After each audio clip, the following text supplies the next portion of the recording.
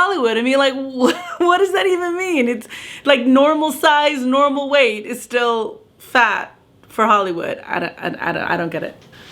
Hollywood is an interesting place.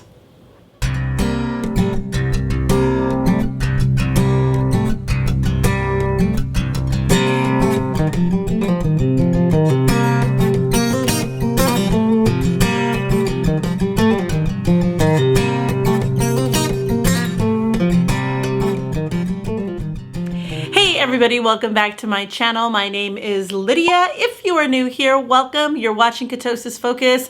This channel focuses on my weight loss journey on the ketogenic lifestyle. I've been doing keto for about 20 months. I've lost about 90 pounds and I'm on my quest to lose 125 pounds. So if you're new here, make sure to hit that subscribe button now and that notification bell so you find out when all my videos are getting posted. So today's video is actually my very first story time.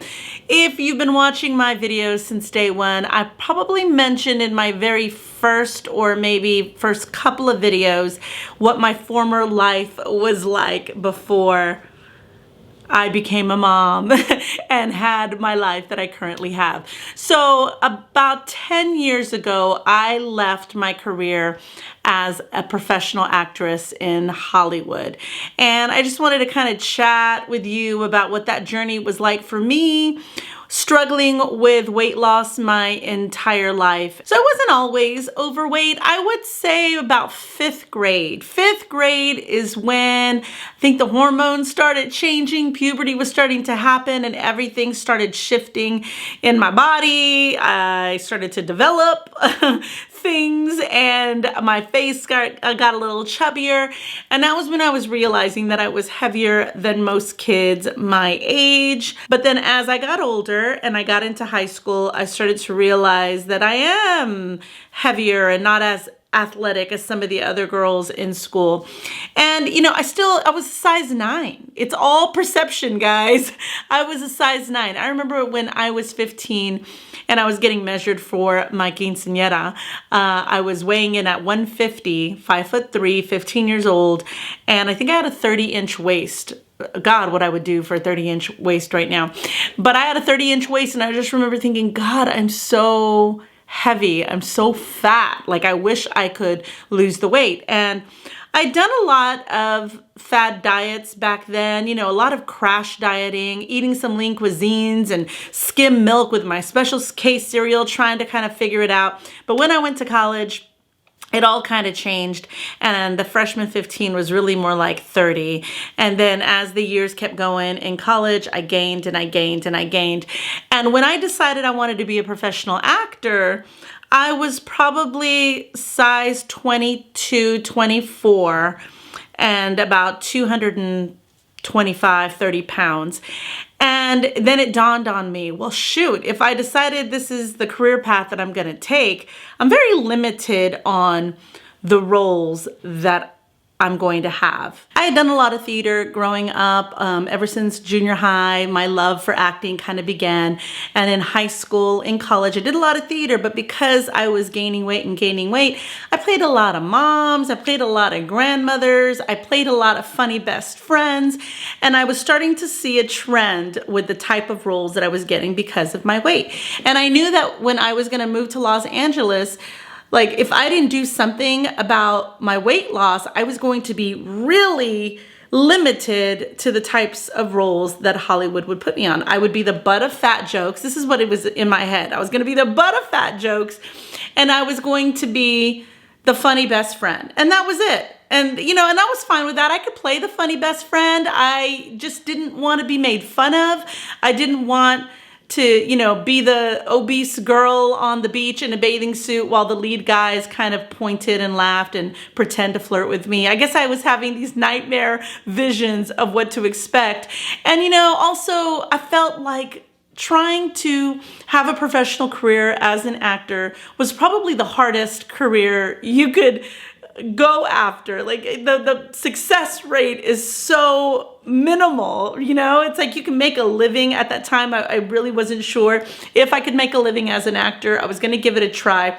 But one of the things that that I told myself was, if I can battle the hardest thing that I've ever had to battle, which was my weight, and if I can succeed at that, I can succeed in anything. And so that was my challenge to myself. Once I decided I was going to move to Hollywood, I kind of focused and tried to lose weight. And this is where the whole journey started with my weight loss. I had lost 100 pounds. Actually, I had lost about 60 right before I moved to Los Angeles, and then I lost the remainder 40 while I was there.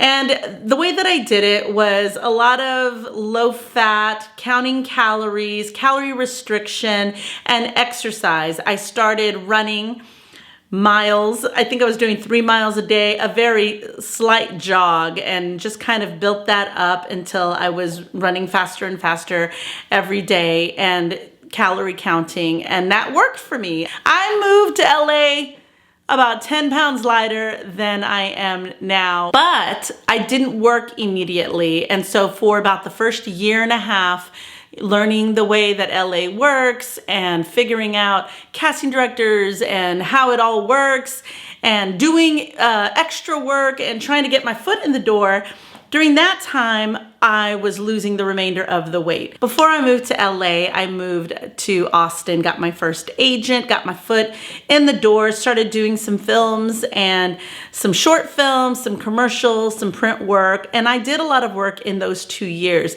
Now, a couple of the things that I did were focused on weight, but wasn't. So let me show you something real quick. All right, you see that? That is the billboard that I was on. I was actually on a coin horse, and that was kind of like the running joke, but hey, I was on buses and billboards off the freeway, and I was in newspaper ads, and that was a very big deal for me, but that's what I was worried about when it came to LA. I was worried that I was going to be the fat girl on a horse, you know, with a bag of groceries that I dropped. Like, I didn't want that to be forever what I was.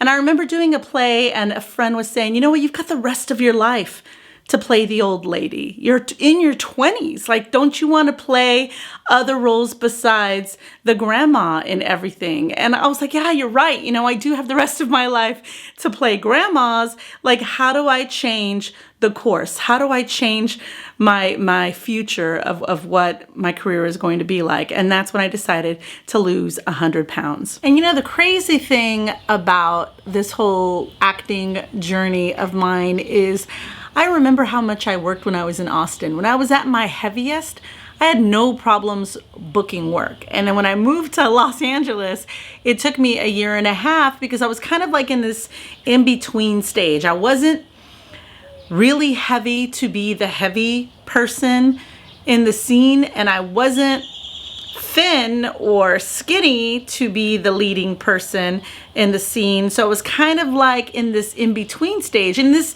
was all happening in my head, because in my head I felt like I wasn't thin enough for Hollywood, but I wasn't fat enough to be the fat girl. So where exactly am I in between? Which was in essence just normal weight.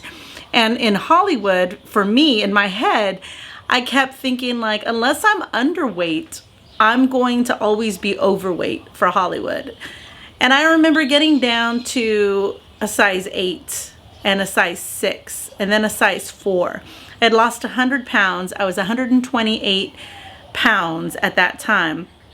And I remember thinking, I'm still fat for Hollywood.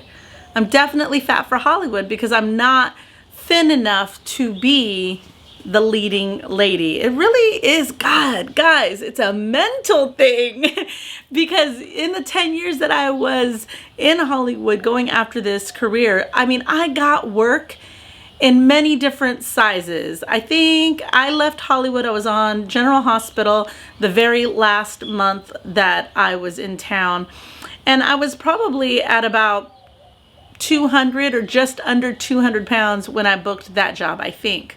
I'm pretty sure, because when I moved away from LA and I got to Texas, I was at about 200 pounds and, you know, trying to get back down, but I was kind of losing the fight.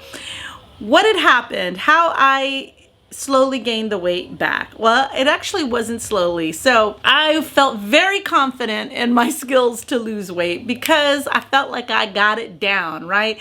I was exercising 5 days a week. I had switched over to low carb at the time because I had hit a wall with my calorie restriction as far as I got down to as low as I was going to get that way. And I switched over to cutting out my carbs, and I lost like my last 25 pounds and got to my lowest weight with exercise and cutting the carbs, right? So I remember being asked if I could do this show, and it was called Real Women Have Curves, and I was going to be a guest artist at Santa Barbara.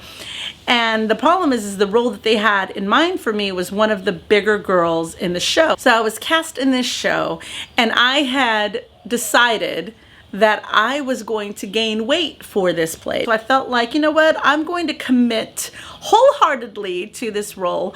And I told the director, I'm going to gain weight for the part. And she's like, oh, do you think you can do that? I was like, oh, 100%. I could gain it and I could lose it, right? I was very sure of myself back then. So this is the beginning of the end. So I gained 30 pounds in about a month.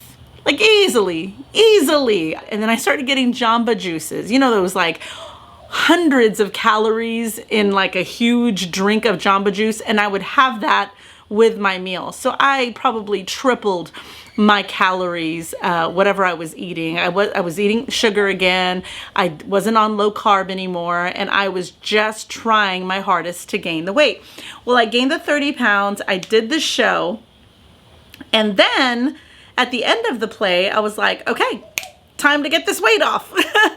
So I went back to the gym and I hit it 5 days a week, and I went back to my low carb, and I did everything that I had done before that was able to get me down to that low weight. I did it all over again, but I didn't lose the weight the way I thought it was going to come off. I guess I figured since I put it on so fast that I was going to lose it that fast.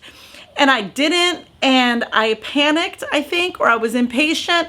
I'm not exactly sure, but I started doing this research on the Master Cleanse. And if you had heard about the Master Cleanse, it is basically drinking this lemonade, cayenne pepper, maple syrup concoction. And you only drink that throughout your day, and you eat no food. And I did that. And I did that for about 2 weeks. 2 weeks of no food, nothing but this lemonade. And I lost 15 pounds. And as you can probably guess, the moment I started eating, it came back on. And in fact, trying to lose it again after that was even harder because of the damage that I did to my metabolism. And that's kind of like the beginning of the end for me, because I screwed up my system at that point. I guess when I had been eating low carb and I had been working out, I had turned my body into a fat burning machine. And I remember being able to fly home to Texas for the holidays and eat whatever I wanted and not maybe gain 1 pound or something over the 2 weeks, and then hit the gym and keep on going. Like, I remember like it not having any effect. Like if I cheated or if I had an off weekend or week, like I was still able to maintain my weight. But now was a different story. Now it was a different challenge for me because I had gained it so fast. Then I had done the Master Cleanse, and then now I'm trying to lose it again. And everything that I had worked in the past wasn't working anymore. And that's when it slowly started to creep up higher and higher and higher. Because I guess I was about 140 pounds when I started the play, and I got to about 170 during the run of the play. And then it was really hard to get back down. So I stayed around 160, 170, and then it was like between 170 and 175. Then it was like between 170 and 180. And next thing you know, it was kind of like at 185, and the weight kept creeping up and up and up and up. I mean, and mind you, I was still booking work, and I wasn't booking roles that had to do with my weight, you know, which I guess because I wasn't at my heaviest, I wasn't at my skinniest, but I was still able to book cop roles and doctor roles and maid roles, and I was still booking a lot of things that had nothing to do with my weight. But in my head, I was afraid that I was going to get to my heaviest again and then have to go through this whole weight loss journey all over again. And it was about that time, it was the end of my 10 years in LA, and I felt like I got everything I wanted to get out of this acting career, and I had decided to make a change. I was a working actor. That was my main job. I didn't have any other side hustle. I had for like the first 8 years of my time there, but the last 2 years I was working pretty regularly and steadily to where I didn't have any other side hustle. This was my career, my job, which I was very blessed and very lucky and fortunate to have had a working career as an actor, but I just wasn't feeling fulfilled, and that was the whole reason why I stepped away and left my acting career behind me. I ended up moving back to Texas, and that first year, everything changed for me as far as, you know, dating my husband and starting a family and moving to Texas. And it was so much that my weight gain, I just gained weight and I gained weight, and then the babies were born, and those first 2 years of the babies being born, I ballooned. I just kept eating and drinking and eating and drinking, just anything to kind of, I guess, comfort myself with all the changes that I had made. You know, I never once felt like, ooh, maybe I shouldn't have left my career. I just felt like, God, what am I doing? What am I doing? This is all so new to me and so different. And I lost myself. I couldn't really find who I was anymore. I think my identity was tied to my career for so long. Like, I was the actor in my family, among my friends, you know, and it was a source of pride for me, you know, with everybody else of, you know, oh, she's in this movie or she's in that movie or the TV show. Like, it was all connected to my career. And so when I left that behind and started this new life of being a mom and not exactly sure what I'm doing as a career anymore, I was in a tailspin. And now looking back, I totally get how I gained weight, and especially with that tailspin of losing myself and the change in my life of leaving my career and becoming a mom and getting married and doing all of that. Like, I can't explain it any better than I completely lost myself for years. I didn't even know how to begin searching for myself again until I started this keto journey. And it's so funny because now that I am 90 pounds down on my journey, I feel like myself again. I feel like I look at old pictures, which my acting career was over 10 years ago. Like, I look at old pictures. Even a friend today or yesterday had sent me a text that she found a photo of me and Tom Hanks on the set of one of the movies that I had done. And she's like, you look like this again. And that's incredible because I think that picture was taken like 18 or 15 years ago. So the fact that I look like my old self again, I feel like my old self again, it's incredible. I feel like it's full circle. And it's kind of unfortunate that I have to lose 100 pounds again. Like, I had done it in my 20s and then I kind of let it all go away. And then here I am in my 40s trying to find my way back down to losing 100 pounds plus again. So, you know, it sucks that it happened, but I'm glad that I did it the first time because I know I could do it. Like, when I started on this journey, it didn't feel foreign to me. I was like, okay, here I am again at my all-time heaviest. Before, my heaviest was 228. Now I'm at 265. But I had done it once before. So I knew I was capable. I knew I had the mental strength, the focus, the drive, the determination to make it happen. I knew it because I'd done it before. So I knew it was in me. I just had to find that again. And I did, you know. So I'm still not acting anymore. I opened up my own talent agency. And you know, the sweet part about what I do is now I get to call my actors when they book career changing jobs, you know, like if somebody books a big movie with a big director or a big, you know, actor, I'm able to call them and say, hey, good news, you're working on this movie. And that's exciting for me to hear the screams and the excitement. And I remember how I felt when I would book those huge roles. So it is very, very sweet and satisfying for me to be able to do that for another actor.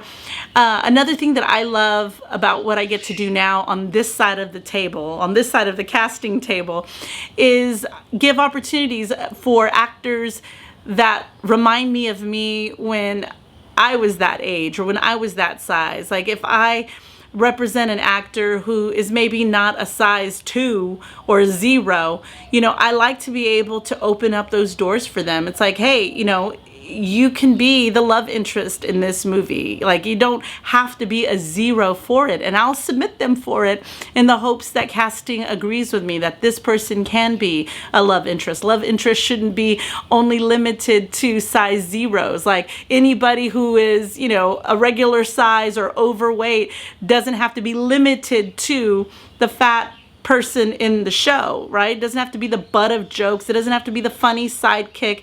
They can be anything on TV. And that's the whole thing. Because when I was at my heaviest, I never saw anybody that looked like me. Like I always watched TV and everybody back then was like Pamela Anderson on Baywatch. I was like, I don't look like her. Like how the heck am I going to have an acting career when I don't look blonde and like curved out the way she is? Like this is insane.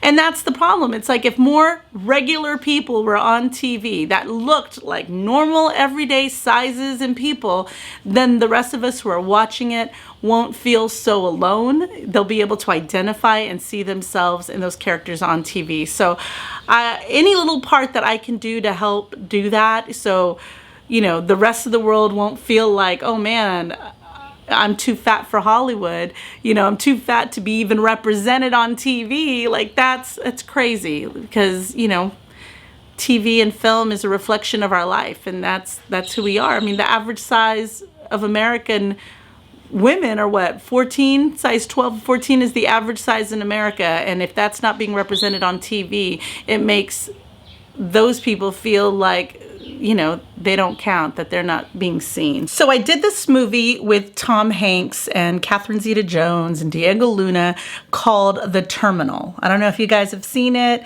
He's kind of locked in, or he's stuck at an airport terminal. And I played the Burger King girl. So go back and watch it. When he goes to Burger King and he puts the quarters in and gets the burgers, and then he goes and returns all the carts and gets all the money and goes and gets a feast at Burger King. That was me back in the day. But I remember being on set, and hold on, let me name drop Steven Spielberg, the director. I remember came up to me and was saying like, okay, in this next scene, Victor's leaving the airport. It's the end of the movie. And what I want you to do is jump the counter and go running down the food court yelling, Victor's leaving, and then run down the stairs. Now, if I had been at my heaviest, this might have been difficult for me. And in fact, I remember him saying, do you think you can jump the counter? And knowing I probably couldn't, but I was like, yes, oh yeah, I could fly if you want me to, Mr. Spielberg. Like I will do whatever you ask me to do, because you're Mr. Steven Spielberg and I am lucky to be in this room being directed by you.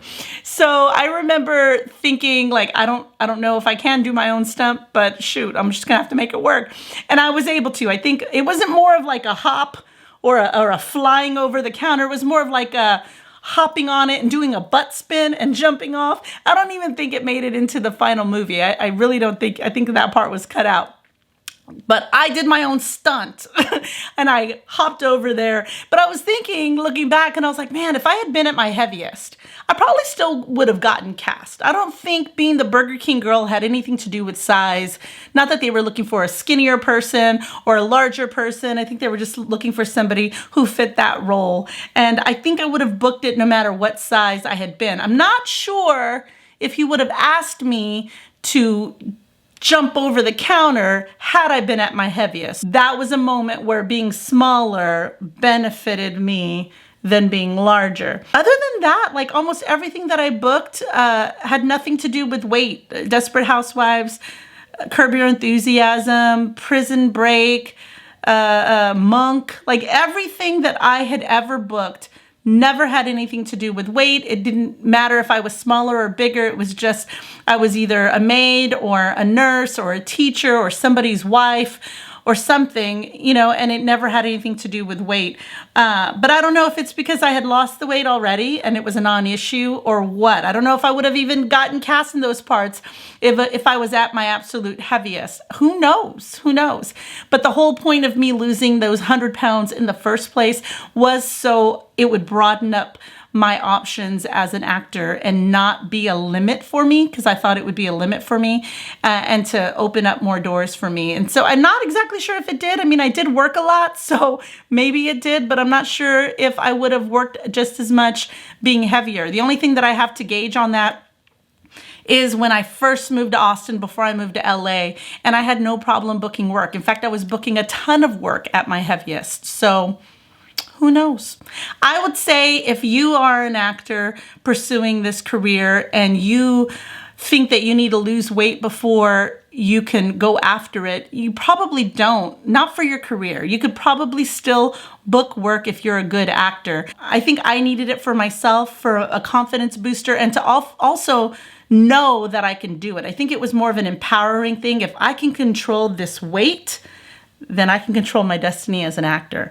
And that's the biggest learning lesson that I got out of losing weight the first time. Now, losing weight the second time, I've realized like it really is up here. Like you have the power to do anything that you put your mind to. Like I knew I could lose the weight, so I did it. Twice. I knew that I could be a working actor in Hollywood, so I did it. I knew that I could be a successful talent agent, you know, so I opened up my own agency. Like you really have to believe it in your head in order for it to happen. And I think I just have to believe that I will hit my goal weight so I can get there. I think that's made the biggest difference in my journey so far, is knowing I can do it and just doing what I need to do to get me from point A to point B. You know, looking back, when I think about my experiences as an actor, nobody ever told me that I was too fat to play a doctor or too fat to play a nurse or a teacher or anything. It really was all in my head. Nobody ever told me that the love interest was only a size 0. It was something that I told myself. And maybe I told myself that because watching TV, that's all that I saw. But that didn't mean that I couldn't make a difference or a change. So that's it for today, guys. I hope you liked my little story time about what it was like being an actor struggling with their weight. It was a big part of my journey, and it was a big part of, you know, losing weight to move to Hollywood to be an actor, gaining weight in the middle of my career, gaining my all-time heaviest when I left my career. It was all tied together. And I hope you enjoyed this story time. First time I ever did something like this. Let me know in the comments below if you want to hear more story times. Make sure to post it in the comments below, and I will see you in the next one. Bye.